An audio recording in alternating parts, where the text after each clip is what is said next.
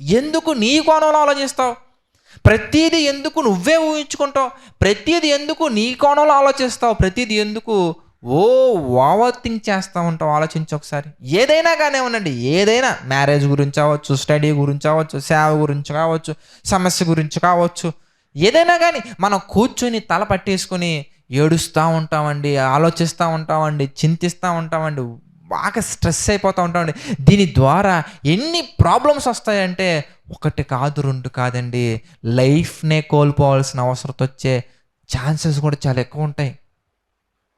14 సంవత్సరాల కుర్రోడికి ఏం తెలుసని బిల్డింగ్ ఎక్కుతున్నాడు మీరు చెప్పండి? వాడికి లైఫ్ గురించి ఏ అవేర్నెస్ ఉందని బిల్డింగ్ ఎక్కాల్సిన అవసరం వచ్చిందంటే వాడి మైండ్లో చాలా పడ్డాయి, చాలా పడిపోయాయి. అవన్నీ ఆలోచించి ఆలోచించి ఆలోచించి ఆలోచించి ఇంక ఎగ్జామ్స్ ఏం రాస్తారండి వాళ్ళు? పరీక్షలు ఏం రాస్తారండి వాళ్ళు? ఇంకా అంటే మైండ్ ఫ్రీగా ఉంచుకోవట్లా, పెట్టేస్తున్నాం అవి ఇవి ఏవో ఏవో ఏవో ఏవో ఏవో. పెళ్ళైనటువంటి వాళ్ళు పిల్లలు పుట్టకపోయినా వాళ్ళేమనుకుంటారు, వీళ్ళేమనుకుంటారో, వాళ్ళేం చూస్తారు, వీళ్ళేం చూస్తారు. సమాజాన్ని కానీ సమస్యను కానీ సొల్యూషన్ కానీ సమాజాను కోణంలో చూడకండి, మనుషుల కోణంలో చూడకండి. సమాజాన్ని కానీ సమస్యలను కానీ ఏదైనా కానీ మీ కోణంలో చూడొద్దు, మనుషుల కోణంలో చూడొద్దు, లోకం కోణంలో చూడొద్దు. దేవుని కోణంలో మాత్రమే చూడాలి. అప్పుడే మనకంతా కూడా మనశ్శాంతి ఉంటుంది, అప్పుడే మనం ఆరోగ్యంగా ఉంటాం, అప్పుడే మనం దేవుని కొరకు చాలా చేయగలం, అప్పుడే మనం లోకాన్ని జయించగలం, అప్పుడే మనం ఎన్నో గొప్ప దీవెనలు పొందుకోగలం, అప్పుడే మనం దేవుని కొరకు ఎంత దూరమైన వెళ్ళగలం, ఎన్ని ప్రయాణాలైనా చేయగలం, ఎన్ని కార్యక్రమాలైనా చేయగలం. అలా కాకుండా ఎప్పుడైతే నీ కోణంలో చూస్తావో, ఎప్పుడైతే నీ కోణంలో ఆలోచిస్తావో, ఎప్పుడైతే నీ కోణంలో ప్రతిదీ స్ట్రెస్ ఫీల్ అవుతావో అప్పుడు ఏది చేయలేం. మనం అక్కడే ఎక్కలేసిన గొంగలు అక్కడ ఉన్నట్టుగా ఉంటామండి. అందుకే దేవుని యొక్క వాక్యం సెలవిస్తుంది, మీ మార్గముల కంటే నా మార్గములు ఆకాశము కంటే ఉన్నతమైనవి, మీవి చాలా చిన్నవి. అందుకే మీలో చింతించడం వల్ల ఎవడు మోరడు ఎక్కువ చేసుకుంటాడు చెప్పు? ఎవడన్నా చేయగలదండి? ఎవరేం చేయలేరండి. చింతించడం వల్ల ఏమీ రాదండి. ఇంకొక మాట చెప్పమంటారా? బైబిల్లో ఇంకో మాట ఉంటుందండి, సామెతలలో. మనుషులు ఎన్ని ఆలోచించినా కానీ, ఎన్ని చేద్దాం అనుకున్నా కానీ దేవుడు చేద్దాం అనుకున్నదే నిర్ణయించబడుతుంది, అదే ఫైనల్ అవుతుంది, అదే ఫైనల్ డెసిషన్, తీర్మానం అవుతుంది. మరి ఇంకెందుకు అంత థింకింగ్? ఏమండి, మనం ఎంత చేద్దాం అనుకున్నా కానీ, ఎన్ని చెయ్యాలనుకున్నా కానీ దేవుడు కోరుకుంటేనే ఫైనల్ అవుతుందండి, లేదంటే అవ్వదు. దేవుడు డిసైడ్ అవుతేనే.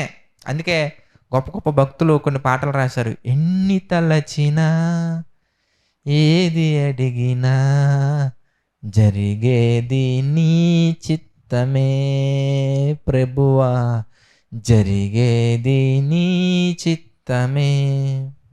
జరిగేది ఆయన చిత్తమైనప్పుడు మధ్యలో మన ఇష్టాలు ఏంటండి? మధ్యలో మనం చేసేది ఏంటండి? మధ్యలో మనకెందుకండి అంత ఆరాటం? మధ్యలో మనకెందుకండి అన్నీ ఫీలింగ్స్ ఎందుకండి మధ్యలో? ఒకసారి ఆలోచించినట్లయితే దేవుడు కోరుకున్నది జరుగుద్ది, దేవుడు అనుకున్నది జరుగుద్ది. అందుకే నేను ఎప్పుడు చెప్తా ఉంటాను, ఒక మనిషి నీ దగ్గరకు వచ్చి నీ ఎంత పనికి మనలో లేడు, నీ ఎంత యూజ్లెస్ ఫెలో లేరు, నీ వల్ల సమాజానికి ఉపయోగం లేదు, నీ వల్ల దేశానికి ఉపయోగం లేదు, నీ వల్ల ప్రపంచానికి ఉపయోగం లేదు, నీ వల్ల ఏంట్రా ఉపయోగం అని ఎన్ని మాటలన్నా వాడు ప్రపంచాన్నంతా వాడు వెనకాల వేసుకొని నిన్ను ఒక్కడినే చేసి నీ వల్ల ఉపయోగమే లేదని ఎన్ని రకాలుగా మాట్లాడినా పరలోకపు తండ్రి వచ్చి నీ ద్వారానే ప్రపంచం మారుద్ది అన్న ఒక్క మాట చెప్తే చాలండి, ప్రపంచం అంతా ఏకమై కోడే కూసినా కానీ ఉపయోగం లేదండి. ప్రపంచం అంతా కలిసి ఏకమై నీ వల్ల ఏ ఉపయోగం లేదు, నీ వల్ల నష్టాలే ఉన్నాయన్నా కానీ దేవుడు వచ్చి, పరలోకములో ఉన్నటువంటి దేవుడు వచ్చి, ఇతడు నా ఇష్టానుసారుడు, ఇతడు నా ఉద్దేశములన్నీ నెరవేర్చునని చెప్పిన దేవుని మాట నిలబడుతుందా, ప్రపంచం మాట నిలబడుతుందా? మీరు ఆలోచించండి. ప్రపంచములో ఉన్న ఎవడి మాట నిలబడదు. ప్రపంచాలని కలిగించినటువంటి పరలోకములో ఉన్న దేవుని మాట మాత్రమే నిలబడుతుంది. కనుక ప్రపంచం చుట్టూ ఎందుకు చూస్తున్నావు? ప్రపంచం చుట్టూ ఎందుకు తిరుగుతున్నావు? ప్రపంచం కోణంలో ఎందుకు ఆలోచిస్తున్నావు తమ్ముడు? ఎందుకు ఆలోచిస్తున్నావు చెల్లెమ్మ? ఆలోచించు ఒకసారి. ఏమండి, నేను ఎప్పుడు ఒక మాట, ఒకటి స్టోరీ టైప్లో ఒకటి ఉంటుంది, ఒక ఆర్టికల్ నేను ఎప్పుడో చూశాను. అది ఒక గాడిద వెళ్తూ ఉంటుందండి, దాని పక్కన భార్యాభర్త ఇద్దరు వెళ్తూ ఉంటారు. సమాజం మాట్లాడుతుందండి, ఎందుకండి మీరు ఇలా చేస్తున్నారు, దాన్ని ఉపయోగించుకోవచ్చు కదా అంటే, సరే ఇద్దరు గాడిద ఎక్కుతారు. గాడిదల్లా ఉన్నారు, మోగ జంతువు మీద అలాగ వెళ్తున్నారు, బుద్ధి లేదని తిడతారండి. ఓహో, ఇద్దరు ఎక్కకూడదేమో అని ఒకరు దిగి ఒకరు వెళ్తూ ఉంటారండి. భార్య నడుస్తూ ఉంటుంది, భర్త మాత్రం గాడిద మీద వెళ్తుంటాడు. తిడతారండి, ఒక ఆడపిల్లని అలా నడిపిస్తున్నావు, నువ్వు మనిషివేనా అని. అప్పుడు గాడిద మీదకి వాళ్ళ వైఫ్ని ఎక్కించి ఈయన మాత్రం నడుచుకుంటూ వెళ్తూ ఉంటారండి. అప్పుడు ఇతగాడేంట్రా పెళ్ళాంకు లొంగిపోతాడు, పెళ్ళాం మాటలు వింటారన్నాడు. ఇప్పుడు చెప్పండి,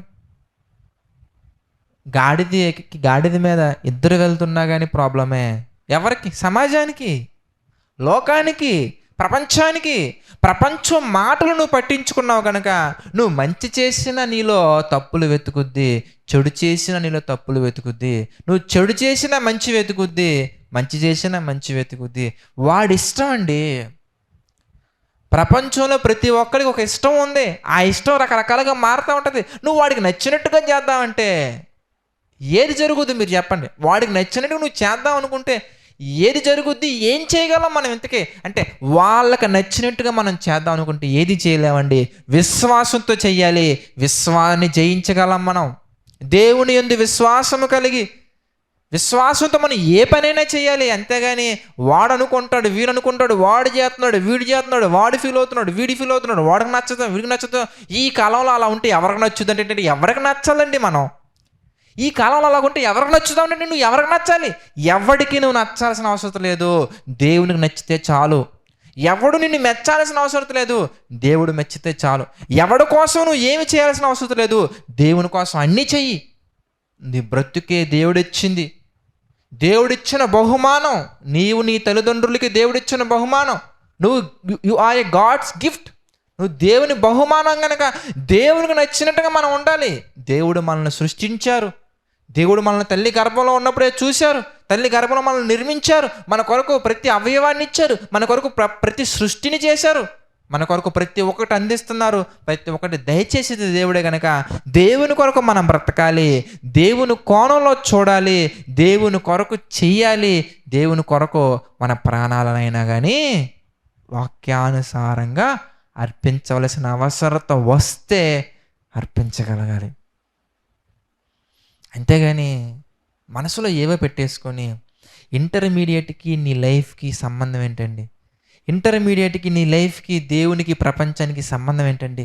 సంబంధం లేనటువంటి కొన్ని బ్లాక్స్కి నిన్ను నువ్వు కనెక్ట్ చేసుకొని కొన్ని హృదయంలో పెట్టుకొని వ్యాకులపడి చింతించి చావు దగ్గరికి వెళ్తున్నారండి. అందుకే దేనిని గురించి చింతింపకుడి. చూద్దామన్నమాట. పేతురు గారు రాసినటువంటి మొదటి పత్రిక మనం చూద్దామండి. పేతురు గారు రాసినటువంటి మొదటి పత్రిక 5వ అధ్యాయం మనం చూస్తే, పేతురు గారు రాసినటువంటి మొదటి పత్రిక 5వ అధ్యాయం మనం చూస్తానండి. ఏమండి, 5వ అధ్యాయం మనం చూస్తే 7వ వచనం మనం చూద్దాం. ఆయన మిమ్మును గురించి చింతించుచున్నాడు గనుక మీ చింత యావత్తు ఆయన మీద వేయుడి. చూసారా చక్కగా ఉందో? ఏమండి, ఆయన దేవుడు మీ గురించి ఆలోచిస్తున్నాడు. He is the decision maker. ఆయన నీ విషయంలో డెసిషన్స్ తీసుకుంటారు కనుక don't worry about your life. నీ లైఫ్ గురించి చింతించొద్దు. దేని గురించి చింతించకండి.